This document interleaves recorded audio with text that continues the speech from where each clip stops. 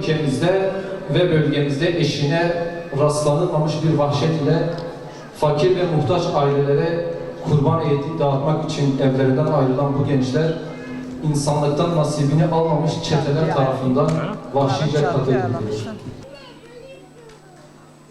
يقاتلون في سبيل الله فيقتلون ويقتلون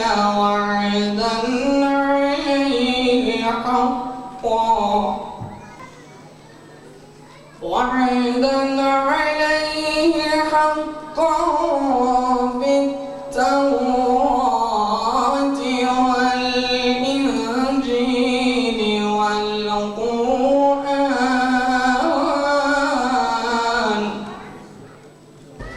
Kıymetli misafirler, Hüdapar Bingöl İl Gençlik Kolları Başkanlığı olarak düzenlediğimiz Şehit Yasin Börü ve arkadaşları anma programına hepiniz hoş geldiniz, sefalar getirdiniz.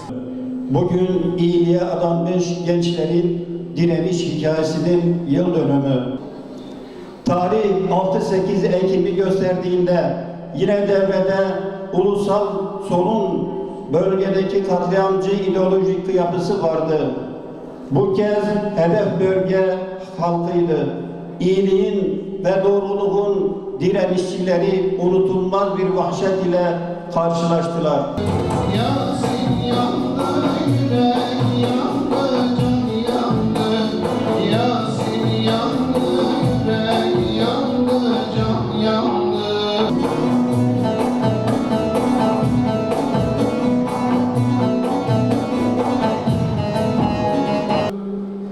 Kıymetli kardeşlerim, bugün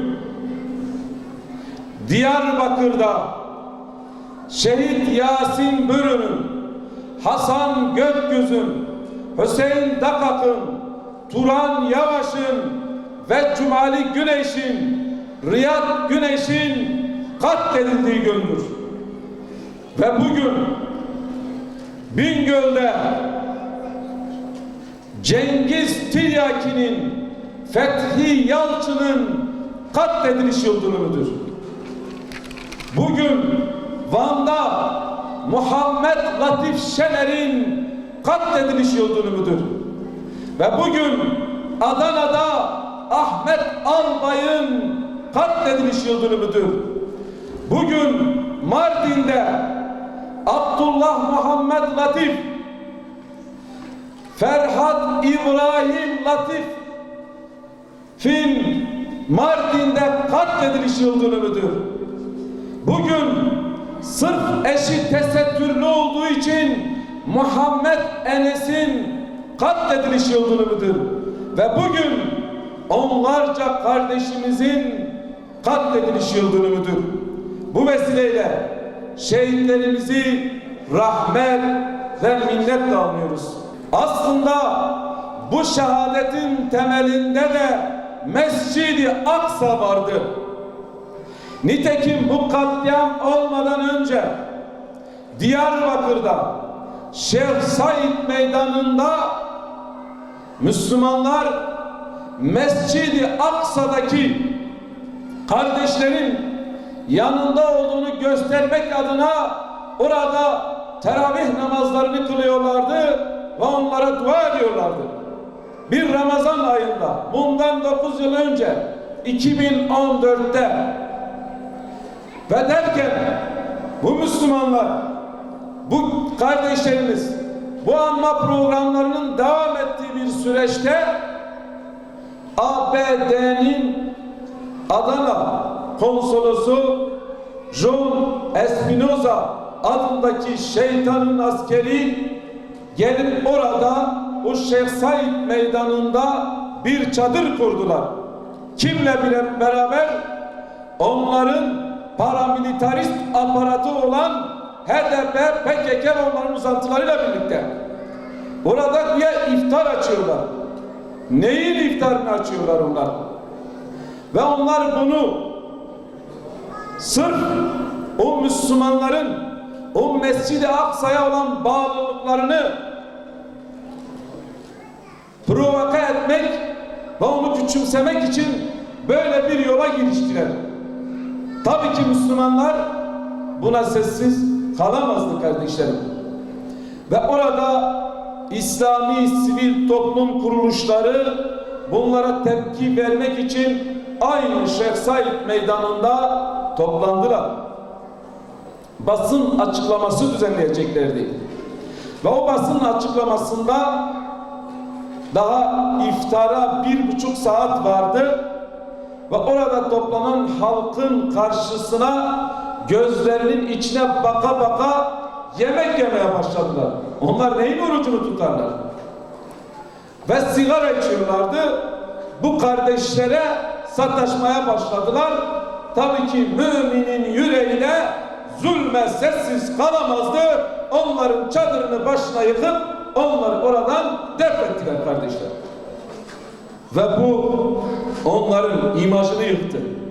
Ve bu onlar o kendi militarist, paramilitarist aparatlarına söylediler ki hani siz diyorsunuz buralar bizim, bunlar kim peki?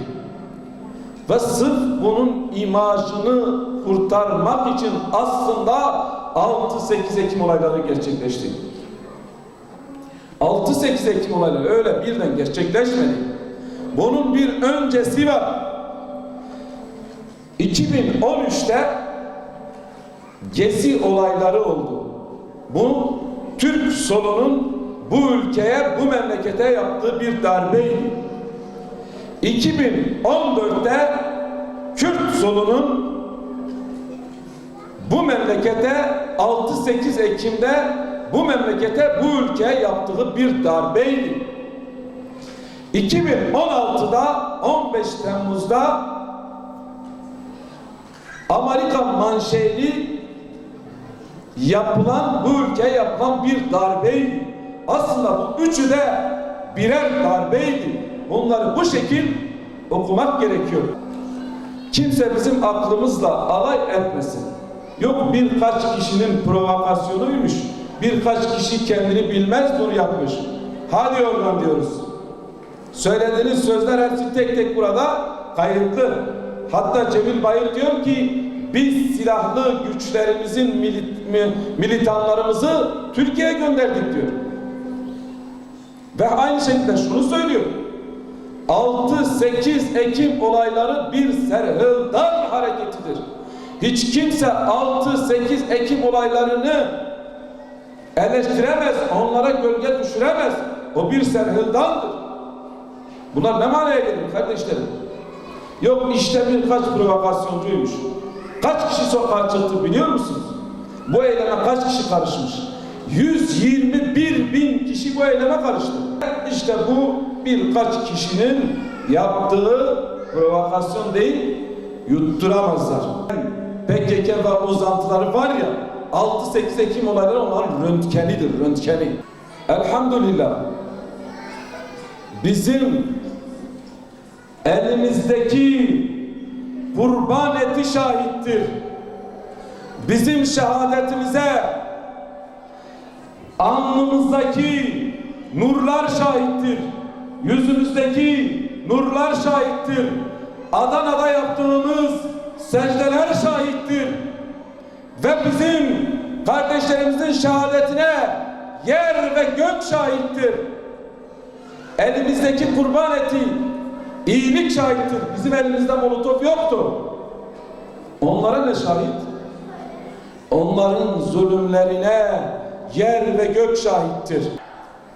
Kıymetli kardeşlerim, 9 Ekim'de HDP'nin eş başkanı aynen şunu söylüyor. Hani böyle kardeşlerimizi manipüle ediyorlar ya, işte birkaç provokasyoncuydu, onlar sokakları karıştırdı diyorlar ya. Biz onların bu yalanlarına, iftiralarına kanmayacağız. Allah'a hamdolsun.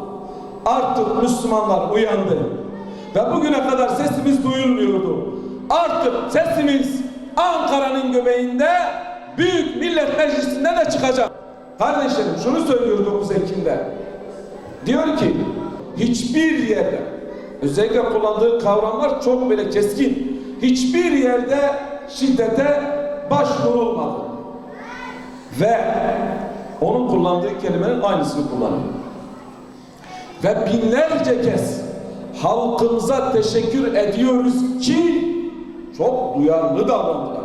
Hiçbir şiddete başvurmadılar. Yüzleri kızarır mı? Kızarmaz. Hiçbiri diyor silah kullanmadı. Peki bu vahşetler ne? Bu nasıl oldu? Hiçbir yerde şiddete başvurulmadı. Bunlar neyi kastediyorlar? Onlar 6-8 Ekim olaylarından pişman değiller. Bunlar yalanda pik yapmış ve hiçbir şekilde yüzü kızarmayan bir topluluk. Gerçekten bu toplum bu memlekete ait değiller bunlar. Bunların DNA'ların üzerindeki şifrelerde İslam'a düşmanlık vardır. Bunlarla CHP'nin zihniyetleri aynıdır. Bunlar yıllardır tarih boyunca Müslümanlara düşmanlık etmekte ve Müslümanlara katletmektedirler. Zaten fark olmadığını biz bu seçimde de gördük. Gerçekten insan akıl edemiyor. Çünkü bunların bir çizgisi yoktur. Bunlar bu memlekette en büyük amaçları, en büyük çalışmaları, en büyük gayeleri Müslümanları, bu Kürt halkını kendi dininden, kendi inancından koparmak. Aslında bu onların son hamlesiydi.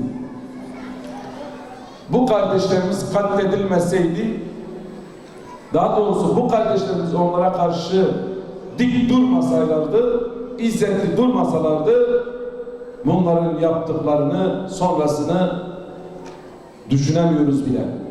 Bu kardeşlerimiz ve Hüdapar, ona yakın STK'lar olduğu müddetçe bunlar hiçbir şekilde bu memleketi İslam'dan, Kur'an'dan, peygamberden, sahabelerden uzaklaştıramazlar. Ve bizler Hasan Gökgöz gibi, onu tanıyan arkadaşlar diyor, ne zaman Hasan'ı arasak mutlak gitmiş, bir yerde bir para eline geçmişse bir battaniyeyi almış, bu Kobani'deki insanlara götürüyordur. Ve biz de Hasan'ın yolunu sürdürmeye, insanlara iyilik etmeye, mazlumlara sahip çıkmaya, bunların kalleşliğine rağmen, bunların alçaklığına rağmen devam edeceğiz inşallah. Hüseyin, Zeynep, Yezid denklemi hep var olacaktır. Hak batıl mücadelesi hep var olacaktır. Habillerle Kabiller hep var olacaktır.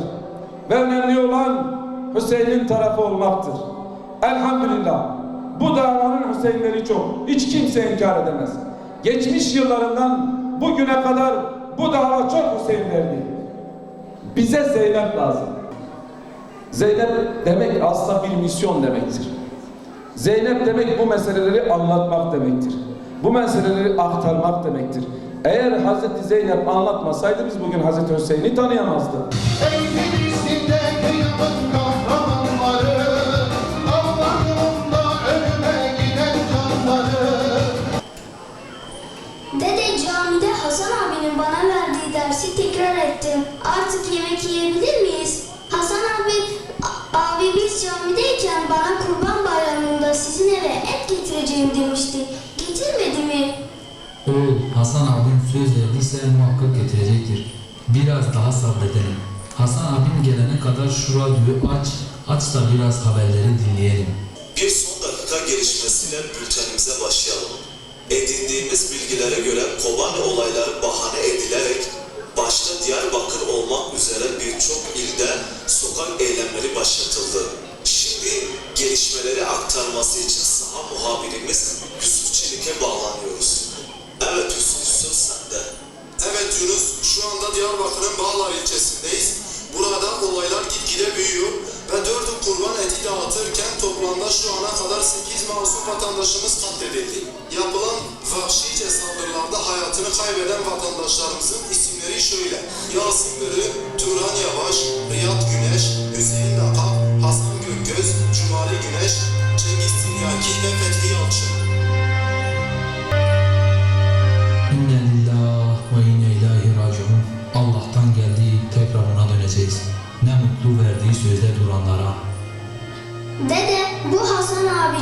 Öndeki Hasan abi mi?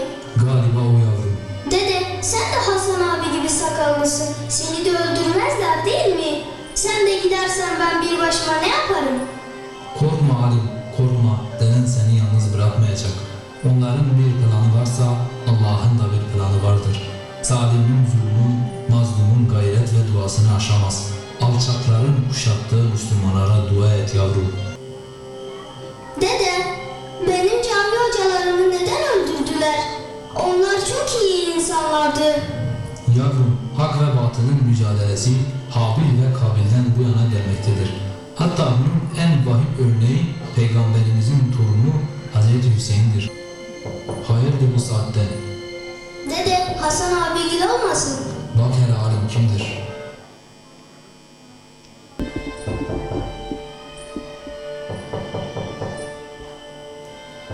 Hasan abi siz mi geldiniz? Bizi unutmayacağınızı biliyordum. Radyoda sizin isminizi söylediler. Dedem de çok üzüldü. Hayırdır kimmiş bu saatte? Hasan abiyle geldiler. Et getirdiler. Geciktikleri için senden helallik istediler. Allah onları Firdevs cennetleriyle mükafatlandırsın. Bu yetimi unutmadıkları için Rabbi Rahim onları peygambere komşu kılsın. Dede, bu poşetten kan geliyor. Vallahi bu kan o kandır. Vallahi bu kan mazlumca akıtılan Hüseyinlerin kanıdır.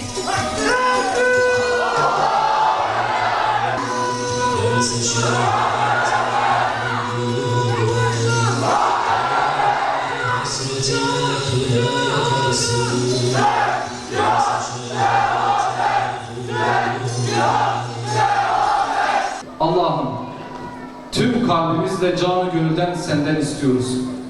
Yüreğimizden gelen feryatlara ve yakarışlarla senden istiyoruz. Şu mübarek gün ve geceler hürmetine ilk kıblemiz Mescid-i Aksa'yı ve Peygamberler şehri Kudüs'ümüzü zalimlerin işgalinden kurtar Allah'ım.